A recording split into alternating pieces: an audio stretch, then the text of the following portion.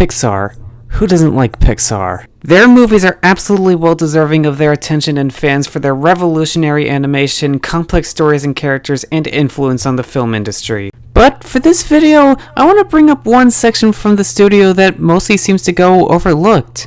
The shorts. They have been what Pixar has been doing from their start. These shorts are great examples of how silent storytelling is still revolutionary today, how creative Pixar is when it comes to making each animation style different from the last, and how they can tell compelling stories even in short form. So today, I'm gonna shed some spotlight onto this underappreciated section of Pixar's library by ranking them all. I will obviously be talking about the original shorts. The movie tie-in shorts are their own section for another time. So for now, let's dive right in.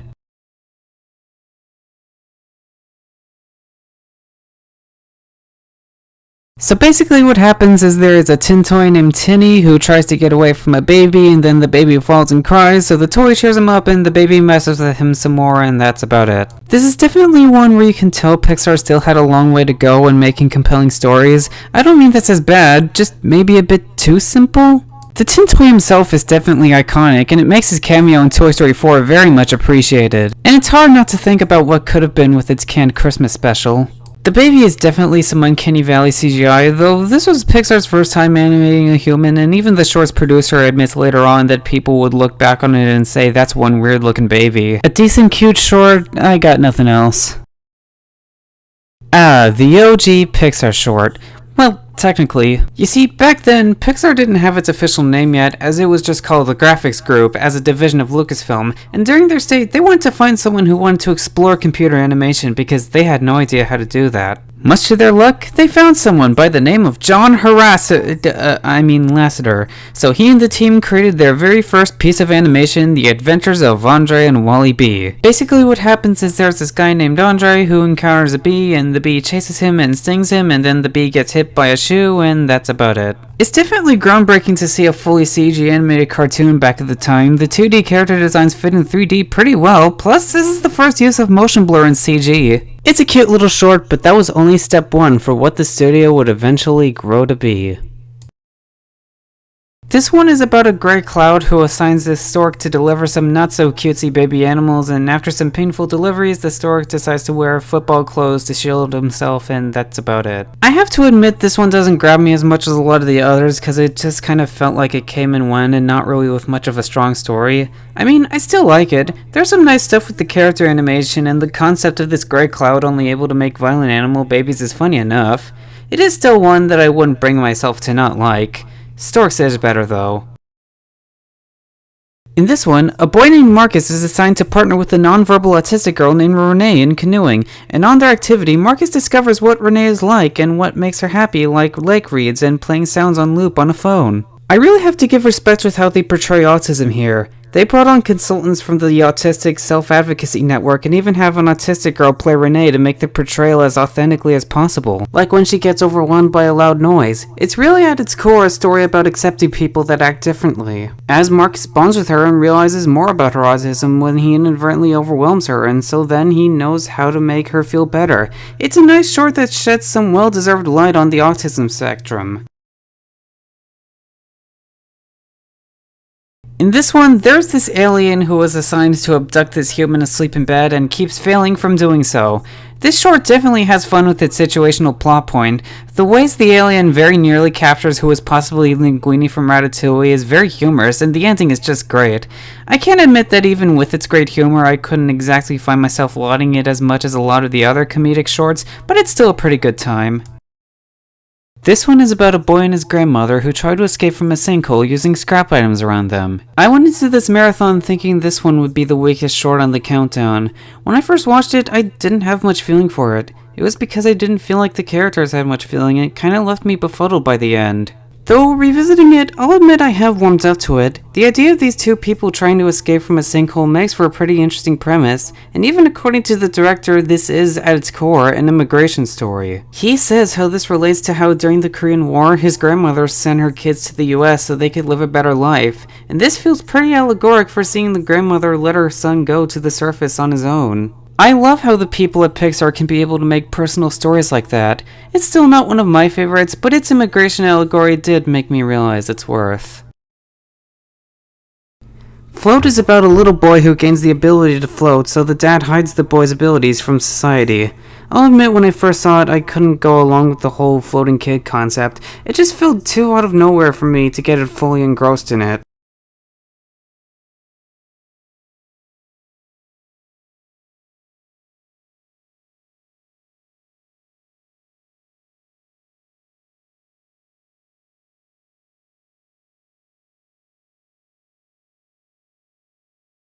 Red's dream is about a red unicycle in a bike shop who dreams about being part of a circus, then wakes up and goes to the corner feeling sad. It just hit me after revisiting this for this countdown that I actually realized its importance because this is the first piece in Pixar's library to have an emotional core. This is shown without the beginning and ending give a rather depressing mood that is really well shaded and still looks groundbreaking today. Contrasting with the upbeat dream scene and how it's the first one of theirs to have a character with depth, wanting to not be stuck in a store and be adored doing circus tricks with a creepy CGI clown. And yet, when he wakes up from his dream, he is reminded of his current state and feels sad, longing for more in his sentient life. This is really Pixar's saddest of these shorts because it just ends on this sad note. There admittedly could be more that happens in it to put it higher, like more stuff with the dream sequence, though I can still admit, especially for its time, it was impressive to see what would eventually be known to solidify Pixar's drive for emotional maturity and character depth. What basically happens is there are these souvenir figures that hang out while there's this snowman in a snow globe who sees this hot chick figure, so he tries to escape from his globe, which leads to some wacky attempts, which leads to a near victory, but immediately back to failure, and that's about it. Nick Nack was heavily inspired by old cartoons like Looney Tunes, which really shows with how this snowman makes all these kooky ways to get out of his globe only for them to literally be blown up in his face. Very in line with the Wile E. Coyote cartoon. All made better with the chill Bobby McFerrin a cappella jazz to accompany it. A cute fun short that's always good for a chill mood. Also, it figures John Lasseter was a pedo when considering the chick's look in the original cut.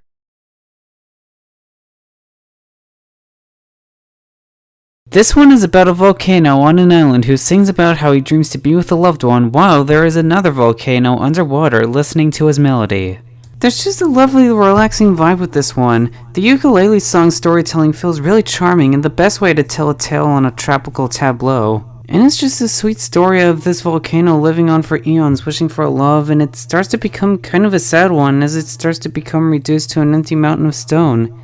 And then, the volcano that has been underwater for all these years listening to him finally emerges, but she is faced away from him. This volcano has been waiting eons for a loved one, and now she can't even notice him, and now he sinks fully into the ocean. And then the female starts singing the song he has sung as she hopes for a love, and then the male erupts back to the surface and they live happily ever after. Yeah, I'll admit this is definitely one that does kind of feel rather cheesy and not really in the best way. I mean, I guess this shouldn't feel too out of place. I mean, they're talking volcanoes, but seeing this happen at the end does feel rather out of nowhere. But regardless, Lava is still a heartfelt love story made better as a soft Hawaiian folktale.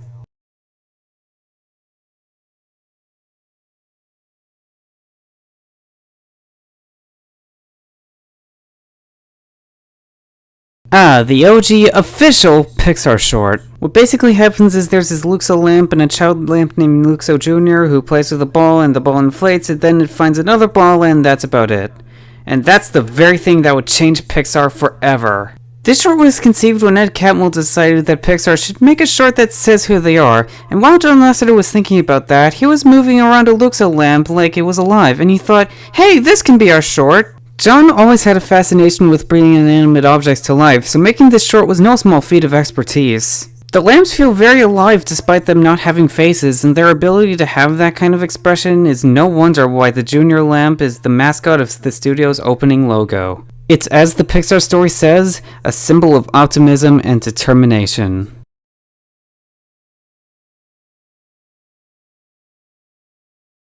Jerry's Game is just about this old man named Jerry who plays chess with himself. And that's about it. Although, the exact thing that makes this plot work wonders is how through the course of this short, it makes all these cuts to make it look like it's two identical people playing chess, which makes for brilliant comedy. Plus the fact that this old man actually is the same old man from Toy Story 2! The Pixar Encyclopedia confirmed this! I don't have more to add, it's just a simple fun time. For the Birds is basically about these little birds on a telephone pole wire who are bugged by this big bird, and ends with little birds in humiliation. And okay, I should say that when I say that's about it, I don't mean that as a criticism, just a way of saying that they're told in a very light and simple manner, and this one definitely makes brilliant use of that. This is another short of Pixar's that feels very in vain with the Looney Tunes short. That's most evident with the climax where they find their way to victory only to realize their fate. A great payoff for a funny, witty, iconic short.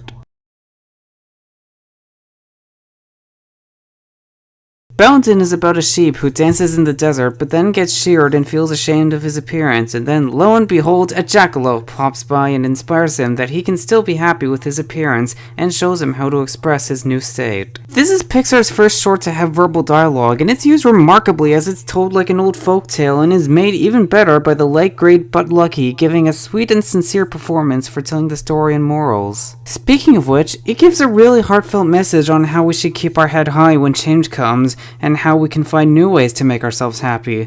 This short is lovely and a heartfelt reminder of Bud Lucky's moving spirit. La Luna is about a boy, his father, and his grandfather going out to sea to broom stars on a moon. While doing so, the father and grandfather argue about how the boy should do things similar to how they do things, like how to wear his hat or what broom to use. But then a giant star falls onto the moon, and the boy decides to do things his own way and makes a bunch of stars out of it, and as they are done, they have made the DreamWorks logo. What's really enjoyable about this one is how the characters speak through mumbling and grunting, which gives a really funny charm. It's also just a really heartfelt tale on just going on your own way on how to do things. It's really interesting to see how this director starts from this short to his feature film debut with Luca, with bringing his unique designs to a bigger picture. I don't have much else to say, it's just a nice, charming short.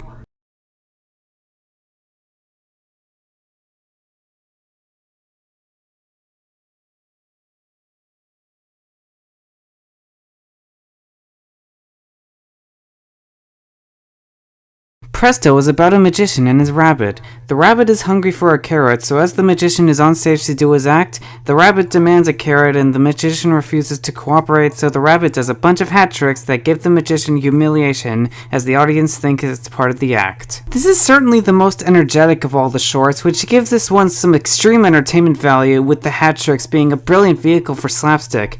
This short is the prime example for how CGI can make brilliant slapstick and shows the absolute magic of such. The Blue Umbrella takes place in a rainy city with sentient street objects, and there's this blue umbrella who sees a red umbrella and they fall in love with each other, and then the woman with the red umbrella walks away, so the street objects use their abilities to help them get together, but it leads to the blue one drifting away and lost. And then he is found by his owner and is met by the owner of the red umbrella, and they are reunited. What makes this one really special is its combination of realism with sentientism. The rainy city is beautifully realistic, and the street objects all blend in as their non-inanimate selves while still being able to emote, and their designs contrast well with the designs of the blue and red umbrellas. The sentient objects and their abilities give for creative ways as they help the blue umbrella move around. All of these factors, accompanied by a beautiful, relaxing score and vocals, make for an absolutely creative, sweet, pleasant, and beautiful short. In this one, there's a little rabbit who wants to dig a burrow for herself but keeps accidentally digging into other animals' homes. This short's director, Madeline Sharafine, was previously a storyboard artist and character designer on We Bare Bears, which really helps to give this short the look of a children's book come to life, alongside some really great character expressions. It also gives a message that is shockingly relevant when you consider the time it came out, as it's one about social interaction. We all have that feeling of being uncomfortable around more outlandish people, and it's what gives some good relatability to our little bunny friend as she's on her journey. And the scene where she digs super deep into the ground really gives a sense of loneliness, but when she accidentally causes a flood, she gets help from her neighbors by digging to divert the water from the surface, and so, in gratitude, she allows them to help her with her new home. Social interaction and making friends has definitely gotten harder to do as of late, so seeing how Pixar has made this at this time of loneliness really brings to mind how we can still get the ability to make friends, and how these crew members can give great stories with great earnesty and relatability. Day and Night is about two characters that represent day and night who bump into each other and don't get along at first, but then find out the fascinating events that occur within each other.